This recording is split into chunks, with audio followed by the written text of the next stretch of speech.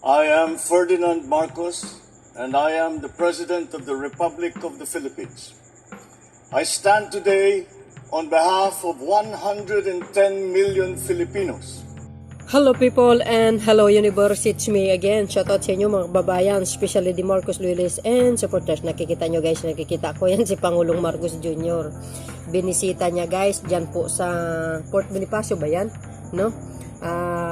Ang ating mga, yung mga sundalong nagasugatan guys nung last January, nagkaroon ng enkwentro ng Maoti Group, no, ng Dawla Islamia dyan po sa Lanao del Sur, January 2024 po yan, no. So binisita ng ating mahal na Pangulo, ginawaran sila ng yan, medal, no, at syempre financial cash assistance po. Talaga namang magigiting itong mga ito, no. At talaga namang saludo po tayo sa kanila mga kababayan, no. Ay talagang buhis-buhay yan na sana po itong mga Maoti Group magbago na.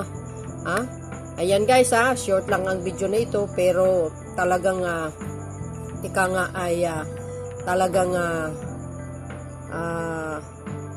makikita natin ang kanilang determination para ipaglaban ang ating bansa.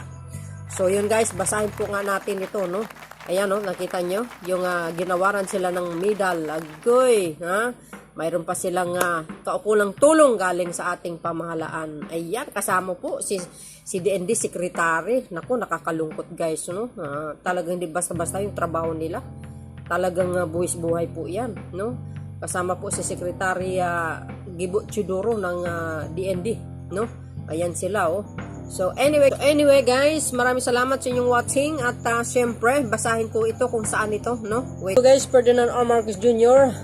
pays a visit and check the condition of wounded in action, WIA soldier currently admitted at the Philippines Army, ayan, General Hospital ng Port Bonifacio, Taguig City on February 12, 2021. The President confers, sabi niya, the Gold Cross Medal. Ayan, ginawaran nga sila ng medal, Military Merit Medal and Wounded Personnel Medal to 4 Philippines Army. Ayan, WEA officers who encountered the Dawla Islamia Maoti groups in Piagcapo, Lanao del Sur last January 2024. He also hands them financial assistance from the Office of the Presidents. Ayan, talagang may pusong mamon talaga ito si Pangulong Marcos Jr. And the Department of Social Welfare and Development, which is ang DSWD. Siyempre guys, wala kailangan ng pamilya din nila ang cash assistance. Okay? So sabi pa po dito, likewise, the Commander-in-Chief visit and provides assistance to other WEA soldier at the nearby wards who sustain injuries during their respective military operation in various parts of the country. Oo naman guys, no? Kailangan naman talagang bigyan sila ng award at kaukulang tulong. Joining the President Marcos Jr. as Special Assistant to the President, ayan, ng SAP, Secretary Antonio Ernesto Lagdemio, Jr., Department of National Defense, DND Secretary Gilbert Teodoro Jr., Armed Forces of the Philippines, EFP Chief of Staff General Romeo Browner, and Lieutenant General Rolly Galido, PA Commanding General. Ayan mga besa.